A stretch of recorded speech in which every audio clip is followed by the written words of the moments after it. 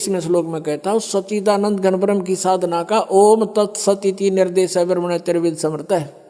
उस सच्चिदानंद घन ब्रह्म के पास जाने का, पूर्ण मोक्ष प्राप्त करने का, उसको पाने का 3 मंत्र की साधना है।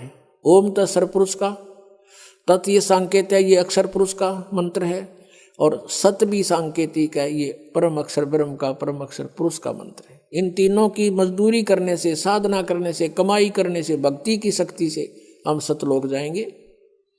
गीता जी अध्याय नंबर 8 के श्लोक नंबर 5 और 7 में गीता ज्ञानदाता कहता है, अर्जुन यदि मेरी शरण में रहना है तो युद्ध भी करना पड़ेगा और भजन भी कर, मुझे प्राप्त होगा, नो डाउट। अब अपने प्राप्ति बता रहा है कि मेरी भी प्राप्ति होगी इस ओम मंत्र से, ओनली 1 मंत्र, 8वें अध्याय के 13वें श्लोक में। और कहता है युद्ध भी करना पड़ेगा, यहाँ शांति नाम की चीज नहीं, परम शांति चाहिए तो उसकी शरण में जा। 8वें अध्याय के 8, 9, 10 3 मंत्रों में कंटिन्यूस बताया है कि उस सच्चिदानंद घन ब्रह्म की जो साधना करता है, उस तत्वदर्शी संत के बताए अनुसार उस मंत्र से, तो भक्ति की शक्ति से, यानी उस मंत्र के जाप की कमाई से उस परमेश्वर के पास चला जाएगा। अपने आत्मा हमने भक्ति करनी है तो या क्यों ना करें, वो डले क्यों डोवा, जो असंग जन्म हो गया हमने डोत्या न। तो इसलिए गीता ज्ञानदाता कहता है कि तू सर्वभाव से उस परमेश्वर की शरण में जा। और 18वें अध्याय के 66वें श्लोक में इन अनुवादकर्ताओं ने यहाँ भी अनर्थ कर रखे हैं। व्रज का अर्थ जाना होता है, इन्होंने आना लिखा है, क्योंकि ये श्री कृष्ण जी को सुप्रीम पावर मान के और तब इसका गीता जी का अनुवाद किया। जबकि श्री कृष्ण जी तो विष्णु अवतार थे, ये सतोगुण भगवान हैं और ब्रह्म के पुत्र हैं, और मूल परमात्मा की भक्ति से, यानी उससे ही हमें लाभ होगा। उसका अर्थ ये बनता है कि सर्वधर्मान परित्यज माम, मेरे सतर की, ब्रह्म सतर की जो ओम की पूजा उस 3 मंत्र के जाप में, ओम तत्सत में, वो मुझे छोड़ दे।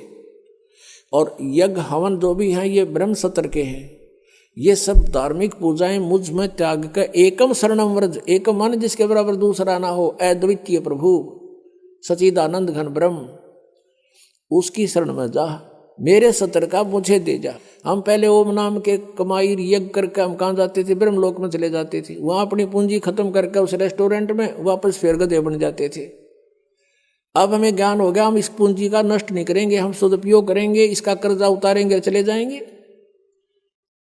तो इस काल को इस सब ओम नाम का जाप इसको दे देंगे, ये हमें छोड़ देगा, फिर कुत्ते गधे नहीं बनाओगा, हमें बंद में नहीं रखेगा। तब ये कहता है अहम तवा सर्व पापे व्यामोक्षामि मा शुच, मेरा कर्जा तार दे, फिर मैं तेने क्यों दुखी करूंगा, मैं नहीं रुकूंगा यहाँ पर, और फिर जा तू अपने घर ने। और ये नो कहे मेरी शरण में आ जा, सभी धर्मों के कर्मों को मुझ में छोड़ मेरी शरण में आ जा। उसकी शरण में तो पहले था ही वो। दूसरे अध्याय के 7वें श्लोक में अर्जुन कहता है कि आप मेरे गुरु हो, मैं आपकी शरण हूं, मेरी बुद्धि काम करना बंद करगी, मेरे हित में जो हो तुम वो बताओ। अब 18वें अध्याय के 66वें श्लोक में ये अज्ञानी कहें कि श्री कृष्ण अपने ही शरण माने को कहता, प्रथम तो श्री कृष्ण बोल ले नहीं रहा, उसमें बोल रहा काल। अगर श्री कृष्ण मानकर चलते हो तो पहले कह रहा अर्जुन के मैं तो आपकी शरण में हूँ, आपका शिष्य हूँ, और बता शरण में की जा, उसके अंदर बढ़े। तो ये बिना ज्ञान की बातें थी, हमें मूर्ख बना रहे थे ये नकली गुरु, संस्कृत की भाषा जान के, यह आत्मिक ज्ञान नहीं था इनके पास। तो अंधे की बाँ गई, अंधे ने मारे कौन बतासी। अब क्या बताते हैं, मन तू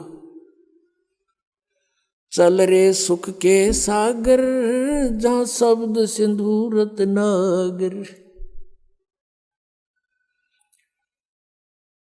कोट जन्म तन भर मत होगे, कुछ ना हाथ लग्या रे। कुकर सुकर खरबया बोरे, कौआ हंस बुगारे। कोटि जन्म तन भर मत होगे, कुछ ना हाथ लग्या रे। कुकर सुकर खरबया बोरे, कौआ हंस बुगारे। सुखदेव ने 84 भुगती, बना पजावे खरवो। तेरी क्या बुनियाद पुरानी, तू पेंडा पंथ पकड़वो। कोट जन्म तन भरमत होगे कुछ ना हाथ लगा रे। कुकर सुकर खरबया बोरे कौआ हंस बुगारे। कोटि जन्म तू राजा की न्या मिटी न मन की आशा। भिक्षुक होकर दर दर घूम लिया मिला न निर्गुण रासा। इंद्र कुबेर ईश की पदवी ब्रह्मा वरुण धमराया। विष्णुनाथ के पुर को जाकर फिर भी वापस आया। असंग जन्म तन मर्त्या होगे जीवित क्यों न मरे रे। और द्वादश मद मैल मठ बोरे बहुर न देह धरे रे। दोजक भिष्ट सभी ते देखे राजपाट के रसिया। तीन लोक से तरपत नाही ये मन भोगी खसिया। सतगुरु मिले तो इच्छा मेटे पद मिल पदे समाना। चल हंसा उस लोक पठाऊं जो आदि अमर अस्थाना। चार मुक्ति जहाँ चंपी करती माया होरी दासी। दास गरीब अभय पद पर से वो मिले राम अविनाशी। एक के शब्द में सारा जाड़ा दे दिया उस परमात्मा परिचित पुण्यात्मा आदरणीय गरीबदास साहिब जी ने। क्या बताते हैं, मन तू चल रे सुख के सागर जहां शब्द सिंधु रत्नागर। अब सुख सागर क्यों कहा इसको, सतलोक को, उसको डिफाइन किया है परमात्मा की वाणी में। शंखों लहर मेहर की उपजे कहर नहीं जा कोई। दास गरीब अचल अविनाशी ही सुख का सागर सोई। उस सतलोक में कहते हैं आपके अंदर असंख्यों लहर मेहर की उपजेंगी कहर नहीं जा कोई। जैसे आप कभी कभी एकांत में बैठे हो दास के साथ, तो बहुत बार बनी है ऐसी बातें। ऐसी बहुत बार हिलोर उठती हैं जब वो एक तरंग आती है मेहर की, उस समय कोई भी बुरा दिखाई नहीं देता। दुश्मन भी जो हमें दुख दे रहा है उसके प्रति भी बिल्कुल दुर्भावना नहीं रहती, कोशिश करने से भी दुर्भावना नहीं आती। उसके अवगुणों को भी गिनते हैं तो भी दुर्भावना उत्पन्न हृदय में नहीं आती। और वो होती है कुछ समय की, फिर उसके जाने के बाद जो का त्यों कहर टूट जाता है। उसने ऐसा क्यों किया, उसने ऐसा कैसे कर दिया, वो घाटा हो गया, वहाँ ऐसे नुकसान हो गया, फलाना ऐसे करना है, यानी वो कहर की लहर फिर शुरू होगी। तो परमात्मा कहते हैं वहाँ सतलोक के अंदर ये शंखों लहर मेहर की उपजे और कहर नहीं जा कोई। कोई कष्ट नहीं, ना बुढ़ापा ना मृत्यु, सदा युवा शरीर रहेगा। और वहाँ जो शरीर बनेगा शुक्रम अकायम ऐसनाविरम, वो इस नाड़ियों के जोड़ से नहीं बनेगा वहाँ शरीर हमारा, श्वास से नहीं चलेगा, वो एक तत्व से बनता है। जैसे यहाँ 5 तत्वों से शरीर बना है, इसमें कहीं 5 तत्व दिखाई देते हैं आपको, और कितना सुंदर बना रखा है, और बिल्कुल 5 तत्वों का मेल है। इसका योग कैसे बनाया, जैसे अन्न हो गया, अन्न खाया, अन्न से फिर शक्ति बनी, शक्ति से फिर शरीर बना, उसका ऐसा प्रारूप बदल कर ऐसा बना दिया। ऐसे वहाँ एक तत्व से, नूर तत्व से हम सभी का शरीर बनेगा। और वो शरीर ऐसा होगा जैसे 16 सूर्य जितना तेज होगा आपके शरीर का, प्रत्येक आत्मा का। लेकिन परमात्मा का भी शरीर है, अपने ही जैसा है, उसका बहुत तेजोमय शरीर है सतलोक के अंदर। उनके एक रोमकूप में करोड़ सूर्य करोड़ चंद्रमा दोनों की मिली जुली रोशनी भी फीकी है भगवान के एक रोमकूप के नूर के सामने। और हम सब आत्माओं का 16 सूर्य जितना सुंदर, यानी इतना तेजों में और बहुत ही खूबसूरत शरीर होगा। अब क्या बताते हैं, कोटि जन्म तन भरमत हो गए कुछ ना हाथ लगा रे। पुण्यात्माओं, अभी तो आपको ज्ञान अभी इतना गहनता से ग्रहण नहीं किया आपने, अंदर समाया नहीं आपके अंदर। जब ये सच्चाई हृदय मान लेगा ना, आपका आत्मा मान लेगी 100 की 100 सच्ची है जो परमात्मा ने बताई। और अब इसको सत्य को सत्य मानने में देर नहीं लगेगी। अपने थोड़े से फार्मूले याद रखो। सभी वेद कहते हैं परमात्मा ऊपर रहता है, मनुष्य सदृश शरीर में है, और वहां से वो गति करके आता है। और यहाँ के क्या लीला करता है, जब वो बालक रूप धारण करके, शिशु रूप धारण करके प्रकट होता है, तालाब के ऊपर, जल के ऊपर, कमल के फूल पर विराजमान होता है। यानी जल के ऊपर विराजमान होने से उसको नारायण कहते हैं। अब पता लग जाएगा वो है कौन। और जो छोटे बालक जब होता है उसको कोई पुण्यात्मा संस्कारवश निसंतान दंपति उठा के ले जाती है। प्रत्येक युग में ऐसा होता है। और फिर परमात्मा वहाँ उनके परवरिश की लीला कंवारी गायों से होती है, कंवारी गाय से। तो पुण्यात्माओं 600 वर्ष पहले भगवान आए थे, कबीर जी पूर्ण परमात्मा परम अक्षर ब्रह्म। उन्होंने वो लीलाएं की थी जो वेदों में लिख रखी है। वेद तो केवल परमात्मा की पहचान बताते हैं, वो ऐसा है, ऐसा करता है। वो लीला किसने की है आज तक? श्री कृष्ण का इतिहास देख लो, वह भी आए पृथ्वी पर, जन्म हुआ माँ से, लेकिन कबीर परमेश्वर का माँ से जन्म नहीं हुआ। ये तगड़मबाजी बढ़ा करते नकली आदमी कि एक विधवा ब्राह्मणी थी, वो उसने शर्म के मारे गिरगी, उसका विधवा का बच्चा हो गया, उसके विधवा का माँ का बाप का उसका कितने नाम गाम तो बता दो। ऐसे सट्टे मारे मूर्ख बना रखा था हमारे को, सारी झूठ बोल रखी थी, भगवान को कौड़ी सिद्ध कर दिया और कौड़ियों को लाल बता रखा था। और वो कंवारी गायों से दूध पीता है, वो कंवारी गायें दूध देती है। तो ये लीला परमेश्वर कबीर जी ने की थी और आज तक किसी ने करी हो बता दो। और किसी का नो प्रमाण ऊपर तो चलकाया और सह शरीर चला गया वापस, एक दिखा दो जिनको हम भगवान मानते थे, राम श्री कृष्ण का दिखा दो। तो कहने का भाव पुण्यात्माओं, हम भगवान को पहचान नहीं सके क्योंकि जिनको हम गुरु मानने थे वो अंधे थे, ज्ञान नेत्रहीन थे। वो कहते मोती मुक्ता दर्शत नाही, यो जग है सब अंधरे, दिखत के तो नैन चश्म इनका फिरा मोतिया बंदरे। किसी को मोतियाबिंद हो जाता है, उसकी आंखें स्वस्थ दिखाई देती हैं और उसने दिखता कते नहीं, नपट अंधा होता है, ब्लाइंड मैन होता है वो। तो इसी प्रकार ये ज्ञान नेत्रहीन थे और दिखे थे चतुर, क्योंकि संस्कृत जाने थे। एक भाषा के जान लेने से उसमें लिखे हुए गूढ़ रहस्य को नहीं समझा जा सकता। अब हम हिंदी जानते हैं, मान ले किसी फॉरेनर ने आके हिंदी सीख ली और इसको तुलसीदास कृत रामायण को ले गया वहाँ पर अपने देश में, और उसने अक्षर पैर का पता नहीं, राम कौन था, रावण कौन था, सीता कौन थी, कुंभकर्ण कौन था, विभीषण कौन था, तो उन्हें पता नहीं कि अटके बट मारेगा। एक सिद्धि के जान लेने से उस कथा को वो कैसे सुलझा सकता है जो चौपाइयों में लिखी है। ऐसे ही वेद और ग्रंथ और पुराण और गीता जी ये परमात्मा की महिमा से परिपूर्ण है। संस्कृत के जान लेने से कोई नहीं समझ सकता जब तक ये मौखिक कथा रामायण वाली की तरह सृष्टि रचना का जिसको ज्ञान नहीं होगा। और वो सृष्टि रचना खुद रचने वाला ही बता सकता है। ठीक ठीक, अभी तक तगड़मबाजी बढ़ा रहे थे, अब प्रसंग जो आ रहा है वहीं पर आते हैं। क्या बताते हैं कि कोट जन्म तन भरमत हो गए, कुछ ना हाथ लगा रे, और कुकर सुकर खरबा बोरे, कौआ हंस बुगारे। अब परमात्मा को पहचानना एक इतना आसान हो गया।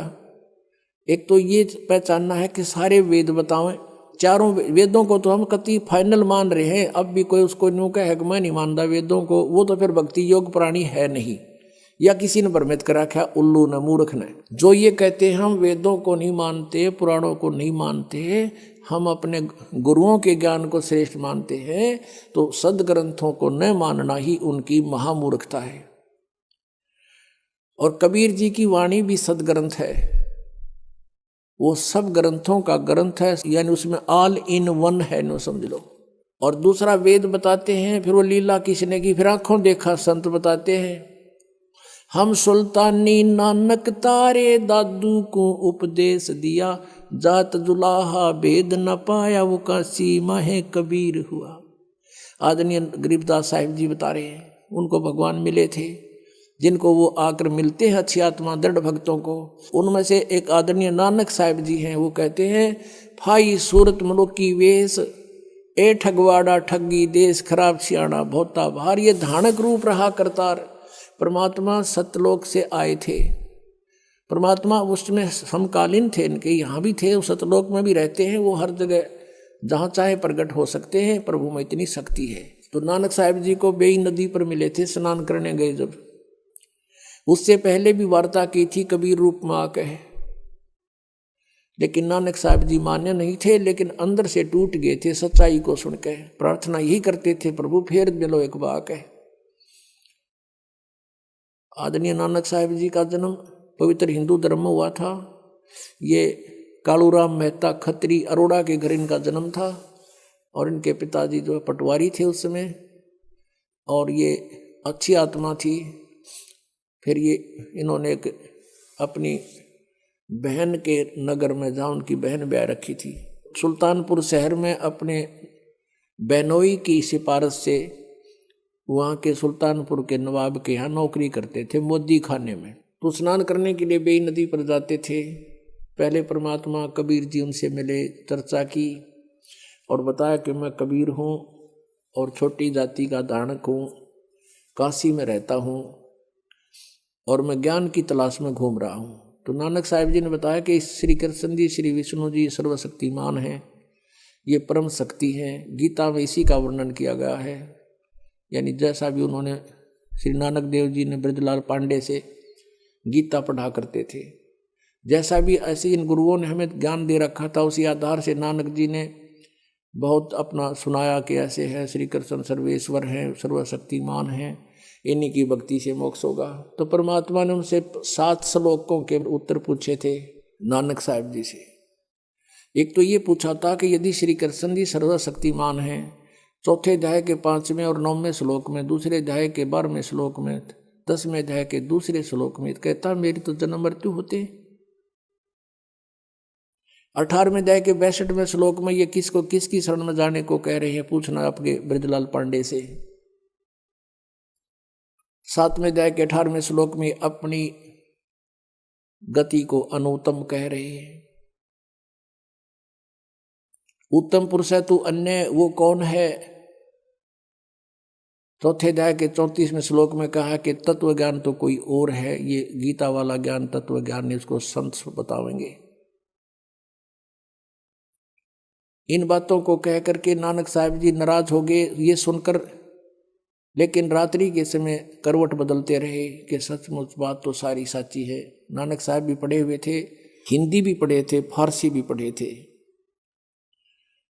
उन्होंने गीता जी को देखा, एक आध ब्राह्मण से बात करी, किसी के पास उत्तर नहीं था। तो ऊपर से तो वो कबीर जी को धमका कर आगे थे कि तू गलत बोलता है तो मुसलमान दिखाई देता है। तो परमात्मा चले गए थे उस टाइम। कुछ दिनों के बाद उसको ऐसी कसक लगी नानक जी को, अंदर से रोने लगे, तड़पते थे। एक बार फिर मिले महाराज, फिर बात करेंगे। वो फिर दोबारा फिर मिल गए 15-20 दिन के बाद। उस समय केवल नानक जी को दिखाई दे रहे थे, अन्य को नहीं। कुछ देर बात हुई थी, फिर नानक जी ने, क्योंकि वो मन नहीं टेकता जल्दी सी, उन्होंने कहा था कि मैं इस दरिया में छलांग लगाऊंगा, मुझे ढूंढ देना। नानक साहिब जी ने दरिया में छलांग लगा दी। परमात्मा ने उनको गुप्त किया वहां से, और पीछे जाकर 3 किलोमीटर पीछे को, जहां से अप स्ट्रीम में ले गए, जिधर से पानी बहता रहा था, और वहां उनका शरीर एकांत स्थान पर रख दिया। आत्मा को लेकर सचखंड गए।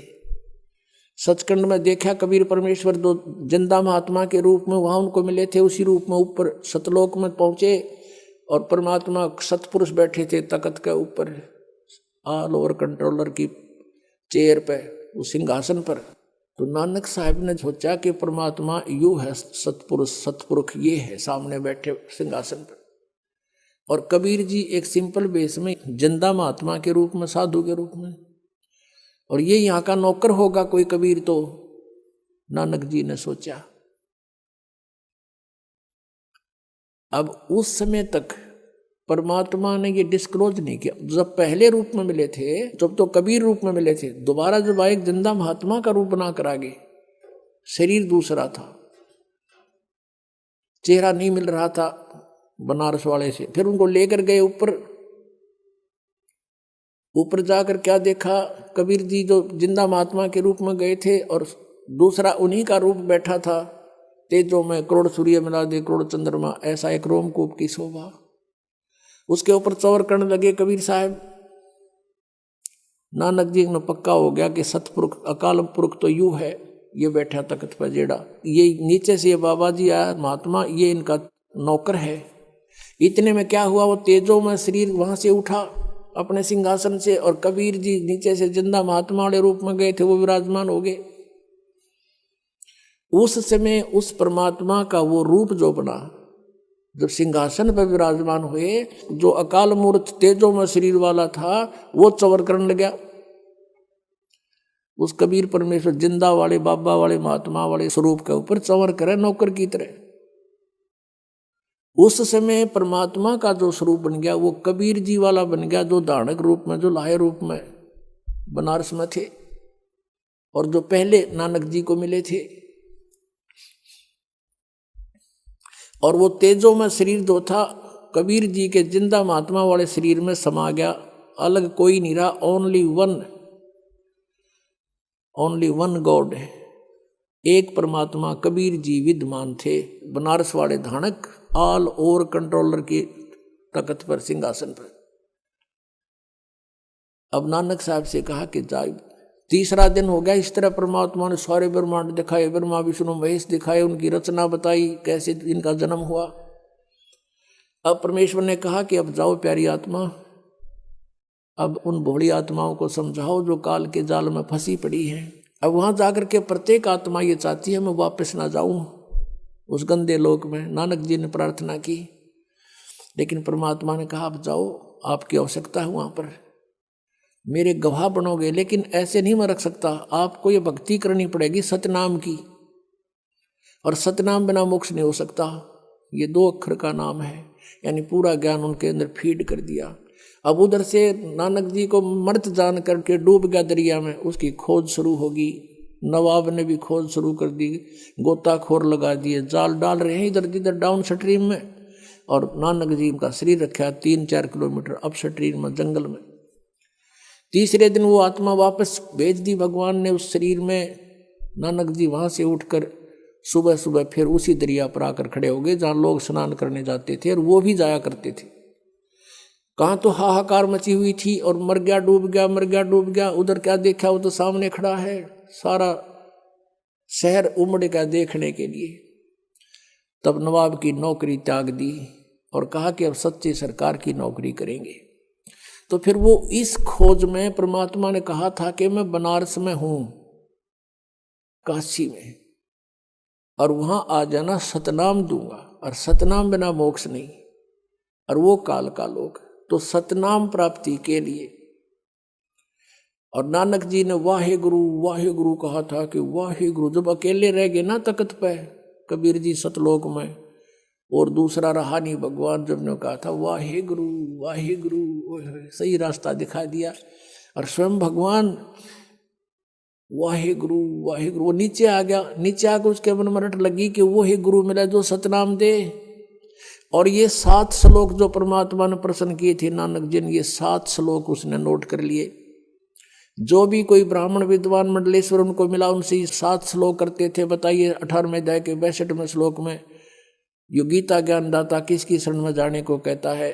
फिर वो करते फरड़ अपनी शरण में कहता है, अपने बारे में कहता है, छड़ दे गल। फिर वहां से चल पड़ते थे। वो न्यू पहचान करते जा रहे थे कि कौन से हैं वो भगवान। यु ज्ञान जब स्वर में बोल लगा वो सही गुरु वही पावेंगे असली तक। उनकी खोज करनी थी, कहीं महात्माओं में यहीं छुपे ना हो। पहली उदासी यानी कति मायूस होकर यात्रा की थी, उसको प्रथम उदासी कहते हैं। तो बनारस में पहुंचे।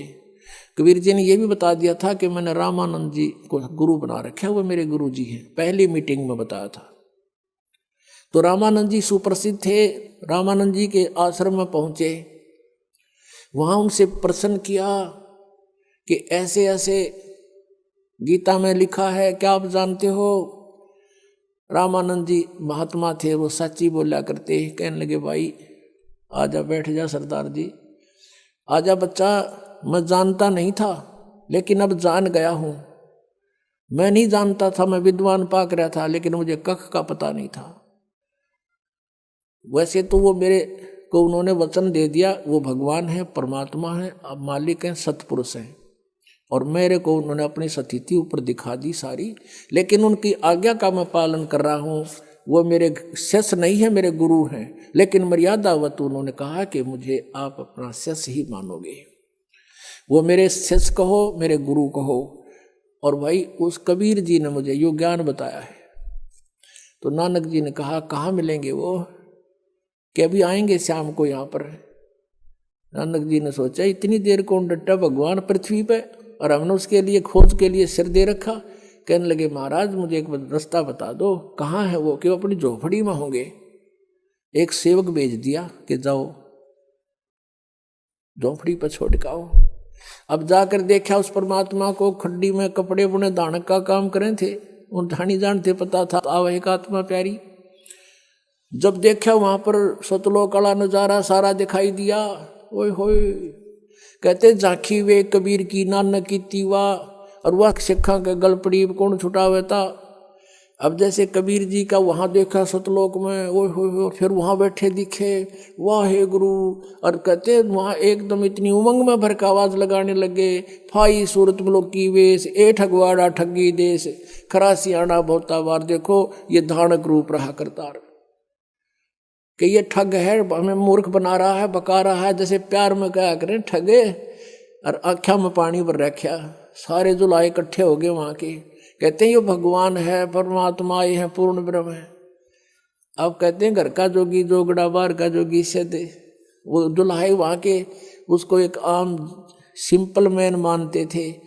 वो क्या कहते हैं, ये देखो पंजाबी पंजाब तो आके पागल बन गया, इसने भगवान बतावे नीरू के बेटे ने, किससे का ना तसल्ली हुई। तो परमात्मा ने कहा प्यारी आत्मा अब इसने राज रख, थोड़े दिन गुप्त रखना, जिक्र ना करे ना तेरा भी दिल तोड़ देंगे ये।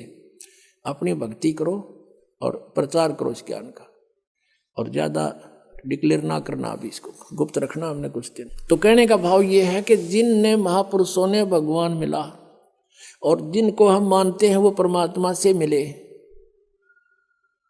और उन्होंने बताया है कि धानक रूप रहा करदार, हक्का कबीर करीम तू बे ए परवरदिगार।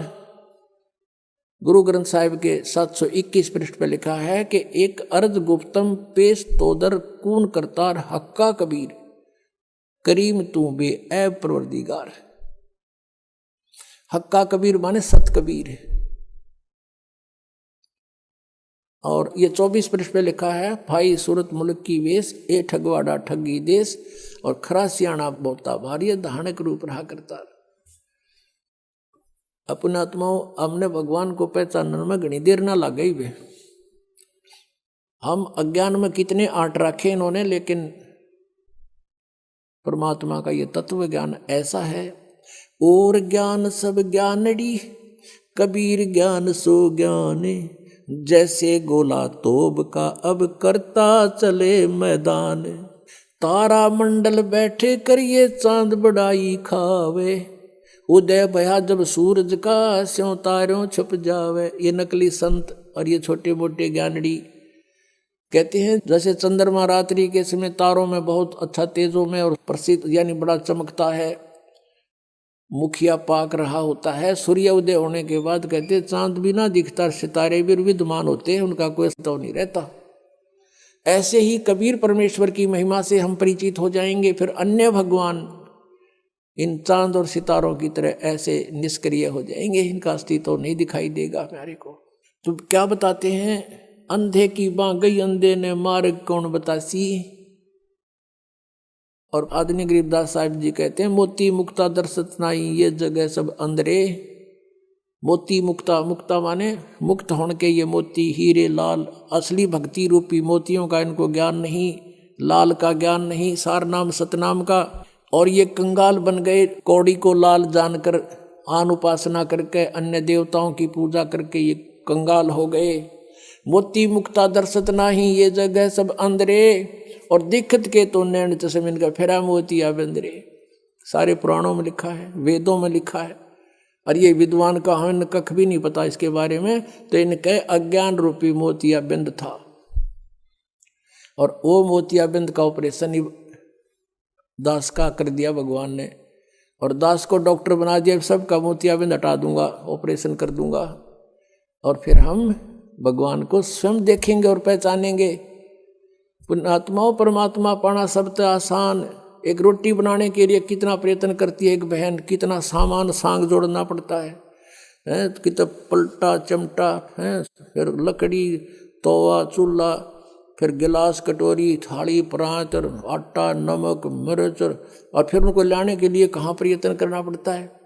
और जब जाके आटा गूंदा कर फिर रोटी बना के खानी पड़ती है, उसमें कितना समय, दोनों टाइम खावें कंपलसरी हम और बनावें। और परमात्मा का पाना सबसे आसान, कहते जीव बिना लाणी सा मंत्र दे रखा भगवान ने, और कितना कीमती है। सतनाम पालड़ रंग होरी हो, 14 लोक चढ़ावे राम रंग होरी हो, 3 लोक पासे अंग धरे रंग होरी हो, तो ना तुले तुलाया राम रंग होरी हो। अब इतना धनी बनाने का, सतलोक जाने के लिए हमने घनी भक्ति चाहिएगी, और मौखिक जाप और अन्य जापों से लाभ नहीं होगा। ये जो मंत्र है सतनाम का 2 अक्षर का, इसके जाप करने से हम भक्ति धन से गर्क हो जाएंगे, हम फुल्ली चार्ज हो जाएंगे। जब हम यहाँ से चलेंगे, इतने हम वहाँ से चार्ज होकर आए थे उतना ही चार्ज होकर वापस जाएंगे वहाँ पर। इस मंत्र से होंगे, इतने धनी होंगे। और जो ये प्रथम मंत्र है 3 मंत्र में, और ये यज्ञ हवन हम करते हैं, इनमें हम जब तक यहाँ रहेंगे यहाँ सुख मिलेगा हमारे को। और काल का जितना भी ऋण है वो इसको दे देंगे, तू पकड़े अपना, हमने जाने दे, हम नहीं लेंगे तेरा प्रतिफल। और ये 2 मंत्र 2 शेष बचेंगे, उसमें से जो तत्व मंत्र का आपको दिया जाता है जाप, उसको हम अक्षर पुरुष के 7 संग ब्रह्मांडों को पार करने का टैक्स है उसका, वो दे देंगे, संभाल तू अपना। तो ये जो सत्य है, ये सार नाम है, इसकी भक्ति से हम सतलोक में पहुंच जाएंगे, स्थाई स्थान मिलेगा। अब क्या बताते हैं, कोट जन्म तन भरमत हो गए, कुछ नहीं हाथ लगा रे, कुकर सुकर खरबा बोरे, कौआ हंस बगारे, कोटि जन्म तू राजा की, ना मिटी न मन की आशा, भिक्षकों का दर दर गुम्या मिला ना निर्गुण रासा। आदरणीय गरीबदास साहिब जी की परमेश्वर कबीर साहिब जी ने दिव्य दृष्टि खोल रखी थी। उन्होंने आज से अरबों खरबों पहले की सारी घटनाएं एजिटी चित्रित कर रखी हैं, और उनको वो घटनाएं चलचित्र की तरह दिखाई देती थी। गरीबदास साहिब जी ने बताया है कि ये नानक साहिब जी जो थे, ये सतयुग में राजा अम्बरीश थे, यही आत्मा, और इतने पुण्यात्मा थे, इतने धर्मात्मा थे, और इतनी सत भक्ति करते थे, विष्णु जी को इष्ट मानकर दुर्वासा जैसे सिद्ध पुरुष ने भी इनके दरबार में फिट्टे मुंह होना पड़ा था। उसके बाद वही आत्मा फिर त्रेता युग में राजा जनक रूप में जन्म हुआ। राजा थे वो, और नौकर सैकड़ों लाखों की संख्या में सैनिक उसके नौकर थे। और वही आत्मा फिर पुनों को स्वर्ग में नाश करके बहुत यज्ञ किया करते थे राजा जनक, उनको नष्ट करके कलयुग के अंदर कालू राम मेहता के घर पे एक सिंपल मैन के घर जन्म हुआ, क्योंकि वो सब पुण्य खत्म हुए। और फिर नौकरी कर रहे एक नवाब के घर पे आप ही, और पहले उनके लाखों नौकर होते थे। तो काल का ये जाल ऐसा है। जब नानक साहिब जी को अपने पिछले जन्म दिखाए परमात्मा ने कि आप राजा थे, राजा जनक भी आप थे, और अब आप क्या हो, पेटा भर गया उस पुण्यात्मा का भगवान देखकर। इनको कहते हैं जो दृढ़ भक्त होते हैं उनको भगवान मिलते हैं। उस दिन के बाद फैसला कर लिया पूरा हिंदू समाज। नानक साहिब जी के पिता भी विरोधी हो गए थे कि तू के पैदा हो गया, हमारे देवताओं ने बुरा बतावे। और सब ब्राह्मण विरोधी हो गए थे कि ये पागल हो गया, इसका पता नहीं क्या हो गया, ये सब उल्ट सुल्ट बोल रहा है। तो इस प्रकार पुण्यात्माओं अब क्या बताते हैं, कोट जन्म तन भरमत हो गए। और यदि परमात्मा ना मिलते हुआ प्यारी आत्मा अगले जन्म में 84 लाख योनियों में जाती। कोट जन्म तन भरमत हो गए, कुछ ना हाथ लगा रे, कुकर सुकर खरबा बोरे, कौआ हंस बगारे, कोट जन्म तू राजा की ना, और मिटी न मन की आशा, भिक्षकों का दर दर गुम्या मिला ना निर्गुण रासा। आप ऐसे